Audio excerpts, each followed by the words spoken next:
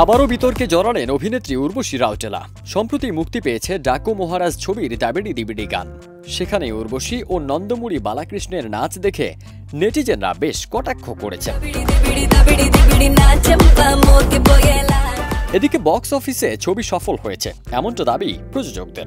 সব মিলিয়ে একটি পার্টির আয়োজন করা হয়, সেখানে নন্দমুরির ভাবভঙ্গি দেখে নতুন করে শুরু হয়েছে বিতর্ক। ভারতীয় গণমাধ্যমের এক প্রতিবেদনে বলা হয়, এই পার্টিতে স্যাটিনের শাড়িতে হাজির হন উর্বশী, কেক কাটেন নন্দমুরির সঙ্গে, তারপর দাবিড়ি দিবিড়ি গানে নাচতে শুরু করেন দুজনে। নাচতে নাচতে অভিনেত্রীর শাড়ির কুঁচির দিকে হাত বাড়িয়েছেন অভিনেতা। অভিনেত্রী সরে গেলেও নন্দমুরি নাচ থামাননি।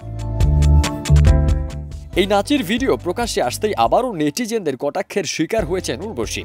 শুধু এই ঘটনাই নয়, সিনেমার প্রচারে গিয়ে উর্বশীর হাতে এমনভাবে হাত রাখেন তাতেও নায়িকার মুখের অভিব্যক্তি বদলে যায়। সেটাও চোখে পড়েছে অনুরাগীদের। যদিও এই প্রসঙ্গে এখনো কোনো মন্তব্য করেননি উর্বশী।